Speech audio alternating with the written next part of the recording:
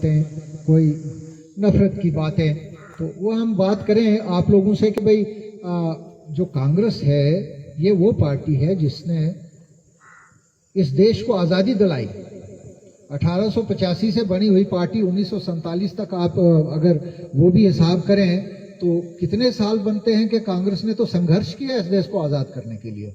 और उस संघर्ष के दौरान भारतीय जनता पार्टी के जो पूर्वज थे, जिस वक्त जिसमें उस वक्त हिंदू महासभा और आरएसएस 1925 में जब बनी, तो इनके जो नेता थे, इनके नेताओं ने, इनके लोगों ने उस वक्त इस आज़ादी के संघर्ष में कोई हिस्सा नहीं लिया। यहाँ तक कि हमारे जो राष्ट्रपिता महात्मा गांधी जी के कहने पर भी ये उस आंदोलन में शामिल नहीं हुए, बल्कि जो भी आंदोलन वो चलाते थे वो हमेशा उसकी मुखालफत करते थे। और यहाँ तक मुखालफत करते रहे कि जब भी आंदोलन चलता था और हमारे लोग जो है वो लाठियां डंडे खाते थे, वो प्रोटेस्ट करते थे, धरने देते थे, तो उनके खिलाफ जो है अंग्रेजी हुकूमत उस वक्त पर्चे लगाती थी, केस रजिस्टर करती थी। तो ये इनके लोग जो है वहां पर जाकर गवाही देते थे, उनकी निशानदेही करवाते थे, और वो मुंह पर जो है निकाब डालकर उनकी मुखबरी करते थे। और वो लोग आज अपने आप को देशभक्त हैं, और हमारे कांग्रेस के लोग जिन्होंने इस देश के लिए कुर्बानियां दी, हजारों की तादाद में हमारे कांग्रेस के कार्यकर्ता जो है मारे गए, लाखों की तादाद में जेलों में रहे, जिसमें हमारे बड़े बड़े लीडर जो हैं पंडित जवाहरलाल नेहरू जैसे, महात्मा गांधी जैसे, अबुल कलाम आजाद जैसे, सरदार पटेल जैसे, नेताजी सुभाष चंद्र बोस जैसे, हमारे और बाकी बहुत सारे लोग जो है उन्होंने अपनी जिंदगी के बहुत सारे कीमती दिन जो है जेलों में गुजारे, और आज जो है कांग्रेसी जो है इंटरनेशनल हो गए, क्योंकि कांग्रेस पार्टी ने इनसे सवाल पूछने शुरू किए। 2014 में लोगों ने, देश में हो सकता है कांग्रेस की कुछ खामियां रही होंगी, क्योंकि काफी देर से कांग्रेस हुकूमत में रही, और जब आदमी पावर में होता है तो थोड़ा सा हो सकता है, उसके हमारे साथियों ने भी कहा कि नहीं जी वर्कर्स का ख्याल नहीं रखते थे या काम नहीं उस तरह से होते थे। तो 2014 में लोगों ने एक नया फैसला दे दिया, उन्होंने कहा कि चलो जी इनको हम एक मौका देते हैं। उस वक्त इन्होंने कहा कि हम जो है ये अच्छे दिन लाएंगे, हम ये दूसरे और प्रोग्राम करेंगे, तो इनको हुकूमत सौंपी।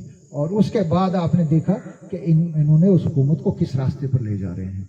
इस वक्त जैसे हमारे प्रिंसिपल साहब ने कहा कि हमारा जो देश है दुनिया के मेरे ख्याल में 147 देशों का जो हमने लिस्ट बनाई है, उसमें से 137 देश नंबर पर है हैप्पीनेस इंडेक्स पर। हैप्पीनेस इंडेक्स हो गया कि हम लोग कितने सुखी हैं, कितने आराम से रह रहे हैं, और हम उसमें बांग्लादेश, नेपाल, भूटान, पाकिस्तान, श्रीलंका जैसे देशों से भी पीछे हैं। तो आप देखिए क्या ये तरक्की हो रही है? ये तरक्की नहीं हो रही है। ये मुल्क में इनका सिर्फ एक ही काम है, वो है इलेक्टोरल पॉलिटिक्स। इलेक्टोरल पॉलिटिक्स का मतलब होता है कि 24 घंटे आपके दिमाग में इलेक्शन रहते हैं कि अगला इलेक्शन आ रहा है, उसको जीतने के लिए हमने कौन सा हरबा इस्तेमाल करना है। तो वो हरबा वो निकाल लेते हैं। आपने देखा होगा, मैं वो चीज़ें रिपीट नहीं करना चाहता हूं, लेकिन आपने देखा कि हर इलेक्शन से पहले कोई ना कोई जो है वो मुद्दा लेकर आते हैं। इस वक्त भी यूपी में इलेक्शन आने वाला है, पंजाब में इलेक्शन आने वाला है, उत्तराखंड में इलेक्शन आने वाला है, गोवा में इलेक्शन आने वाला है, पंजाब में इलेक्शन आने वाला है। इन लोगों को लग रहा है कि भाई इनकी गुजरात में इलेक्शन आने वाला है, कि इनका इस वक्त ग्राफ जो है वो डाउन चल रहा है। पिछली बार अभी कोई 2 महीना पहले सर्वे की थी इंडिया टुडे रेडियो, जो कि सरकार का बड़ा समर्थक मीडिया चैनल है, उन्होंने सर्वे की थी, तो उसमें 64% से घटकर हमारे प्रधानमंत्री जी की जो रेटिंग है वो 24% पर आ गई। तो अब उसको वो दोबारा करने के लिए एक नई नीति जो है सामने ला रहे हैं, और उस नीति में ये है कि सबसे बड़ा इनके पास हथियार है, वो है कम्युनल टेंशन क्रिएट करना समाज में, कि हम हिंदू मुसलमान का जो है दोबारा जहर जो है लोगों के इसमें दिमाग में डालें, और उससे क्या होगा कि वोट जो है पोलराइज होगा। तो हमें इस चीज़ से बाहर निकलना है। हमें वही पुराना जो कांग्रेस की जो आइडियोलॉजी है सेकुलरिज्म की, उस पर चलना है, हमें इंसानियत पर चलना है।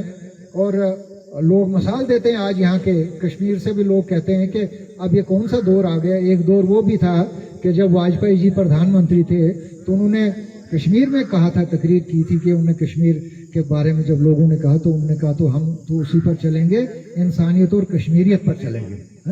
तो अगर वो इतना बड़ा आदमी और वो भी बीजेपी का नेता था जो उस वक्त के प्रधानमंत्री थे, अगर उनकी सोच ऐसी थी कि इंसानियत सबसे बड़ी चीज है, उसमें हिंदू मुस्लिम सिख ईसाई सब जो है बराबर होते हैं, और फिर सबसे बड़ी बात यह है कि हमारे देश में एक संविधान है। हमारा जो देश चलता है वो कॉन्स्टिट्यूशन के तहत चलता है, आईन के तहत चलता है, और आईन में हमारा जो आईन है, संविधान है, उसमें हर आदमी को बराबर के हकूक हैं। आप किसी को नहीं कह सकते, चाहे एक आदमी है माइनॉरिटी का, उसको भी वही हकूक हैं जो मेजॉरिटी कम्युनिटी को होंगे। तो इसलिए यहाँ पर किसी के साथ भेदभाव नहीं किया जा सकता है, और इन्होंने जो भेदभाव की नीति जो रखी हुई है उसके खिलाफ हमने करना है। तो ये जो नफरत की राजनीति है, इससे दूर हटके हमने अपनी वो कांग्रेस की जो पुरानी हमारी सोच है भाईचारे की, आपसी भाईचारे की, हमने उस पर चलना है। और पार्टी को मजबूत करने के लिए मैं बताऊं आपको कि हमने बूथ लेवल से, पंचायत लेवल से अपने आप को मजबूत करना है। मैं आज ही आप लोगों को रिक्वेस्ट करना चाहता हूं, गुजारिश करूंगा कि जो हमारे यहाँ पर लोग आए हुए हैं वो अपनी अपनी पंचायत में अपने अपने बूथ लेवल में एक लिस्ट तैयार करें, और कुछ ही दिनों में वो लिस्ट जो है हमारे यहाँ भाला ब्लॉक की जो लिस्ट है, अपने हमारे प्रेसिडेंट साहब जो है हमारे भाला ब्लॉक सदर जावेद लोन साहब को भेज दें, ताकि हम उसको देखें कि ये आदमी जो है हमारे आगे, आज से हम 5-7 महीने पहले ही अपनी तैयारी शुरू कर दें। बूथ लेवल पर हमारी मजबूती होगी, और उस बूथ लेवल वर्कर को पूरे कितने उसके वोट है, वहां पर क्या क्या उनकी तनासुब क्या है, उनका रेशो प्रोपोर्शन क्या है, किस किस का, और उसमें किस तरह की स्ट्रेटेजी हमें अपनानी है कि जो लोग नाराज हैं उनको किस तरह से अपने साथ जोड़ना है। जो लोग, बहुत सारे लोग जो होते हैं वो फेंस सीटर होते हैं, वो किसी तरफ भी जा सकते हैं, वो देखते हैं कि किस तरफ रुख चल रहा है। तो ऐसे वोटर्स जो हैं उनको हमने टारगेट करना है। और फिर हमने, आपको याद होगा कि यहाँ पर जब आज़ाद साहब ने एमएलए का इलेक्शन लड़ा 2006 में, तो यहाँ पर कांग्रेस से मेरे ख्याल में 20-22 हज़ार की लीड से यहाँ ये सीट जीती थी। और उसके बाद फिर जब नाज साहब का इलेक्शन हुआ तो वो लीड घटकर सैकड़ों में आ गई। और फिर जब 2014 में जो इलेक्शन हुआ तो उसमें आपने देखा कि किस तरह से हम पीछे रह गए। तो इसलिए उन चीज़ों को हमने दूर करना है। जहाँ तक यहाँ पर सवाल उठाए गए कि लीडर जो है वो वर्कर्स का ख्याल नहीं रखते हैं, तो हमारी यही हमेशा कोशिश रही है। वो सियासत में तो मैं 2014 में आया, लेकिन चूँकि हम इस तरह से थोड़ा किसी ओहदे पर भी नहीं थे, और दूसरा वर्कर्स के साथ उतना ज़्यादा हमने राब्ता नहीं हुआ था। लेकिन उसके अलावा जो मेरा अपने तौर पर यहाँ जितने मेरे साथी आए हुए हैं, सबके साथ मेरा ज़ाती तौर पर राब्ता है। और आप लोगों को पता है कि अगर जब भी आप मुझे कोई काम बताते हैं, कोई मसला बताते हैं, तो मैंने हमेशा अपनी तरफ से कोशिश की है उस मसले को हल करने की, चाहे डेवलपमेंट का मसला हो, चाहे आपकी वो पर्सनल प्रॉब्लम हो।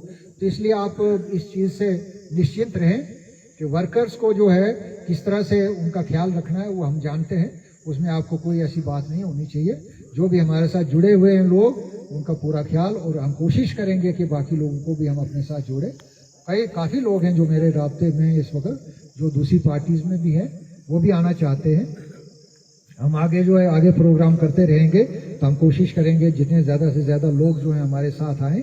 डेवलपमेंट के बारे में यहाँ पर बात हुई, डेवलपमेंट आपके सामने ही है। ये जो पार्क है, ये 2005 में ये एक छोटी सी मंदिर के साथ जगह होती थी, और बाकी ये जो आप देख रहे हैं जो हटमेंट बना है, बाकी जगह ये 50 कनाल की जगह है जो बाद में एक्वायर की गई। ये सारी प्राइवेट लैंड थी, प्रोप्राइटरी लैंड थी यहाँ के हमारे गाँव वालों की।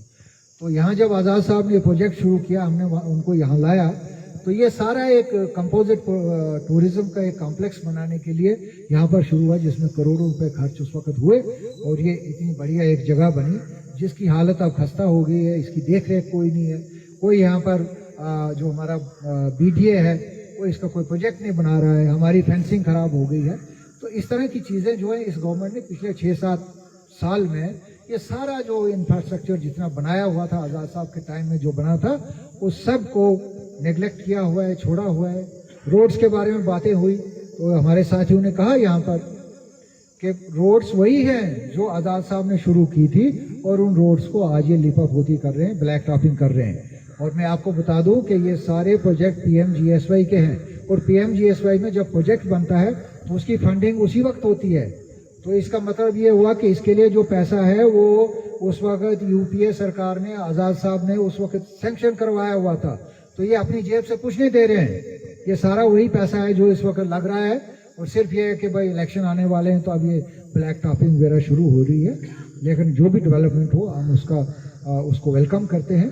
जो भी लोग करें डेवलपमेंट अच्छी बात है। हम तो कहते हैं इनको कि भाई इनको चाहिए था, पिछले 7 साल में इनके पास मौका था कि डेवलपमेंट के काम अच्छे अच्छे करते, नए प्रोजेक्ट शुरू करते, चाहे टूरिज्म के थे, चाहे पानी की स्कीमें थी, चाहे वो बाकी स्कीमें थी। जैसे हमारे प्रिंसिपल साहब ने फिशरीज की बात की, तो इतना बढ़िया स्कोप है यहाँ। जब मैं SSP डोडा था तो मैंने भी ये लोगों को बात की, लेकिन लोगों में भी इनिशिएटिव नहीं है उतना यहाँ पर कि भाई वो इसमें लें। और सरकार की तरफ से महकमे बने हुए हैं, लेकिन कोई इसमें देख रेख नहीं है।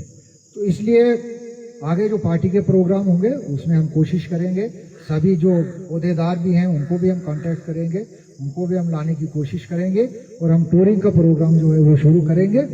टूरिंग इलाकों में जाएंगे, अलग अलग इलाके में, उसमें मैं बात करूंगा। अभी मैं 4-5 दिन हूँ यहाँ पर, तो इस दौरान में भी अगर कोई दौरे का प्रोग्राम बनता है तो हम जाएंगे, आप लोगों को सूचित करेंगे। तो आज यहाँ पर आने के लिए मैं आप सब लोगों का तहे दिल से शुक्रिया अदा करता हूँ। क्योंकि देर हो गई है तो आज का प्रोग्राम हम यहीं पर ख़त्म करते हैं, और उम्मीद करते हैं कि आइंदा के लिए भी आप लोग इसी जोश से आएंगे और इसी तरह से शॉर्ट नोटिस पर भी इसी जोश और खरूश से शामिल होंगे। बहुत बहुत शुक्रिया। Thank you. जय हिंद, जय भारत। शुक्रिया मना साहब। इंडियन नेशनल कांग्रेस जिंदाबाद, इंडियन नेशनल कांग्रेस जिंदाबाद, सेकुलर इंडिया जिंदाबाद, सेकुलर इंडिया जिंदाबाद, सेकुलर इंडिया जिंदाबाद, इंडियन नेशनल कांग्रेस जिंदाबाद, इंडियन नेशनल कांग्रेस जिंदाबाद, इंडियन नेशनल कांग्रेस जिंदाबाद। आपका बहुत बहुत शुक्रिया। आप खाने का इंतजाम रखा है मना साहब ने।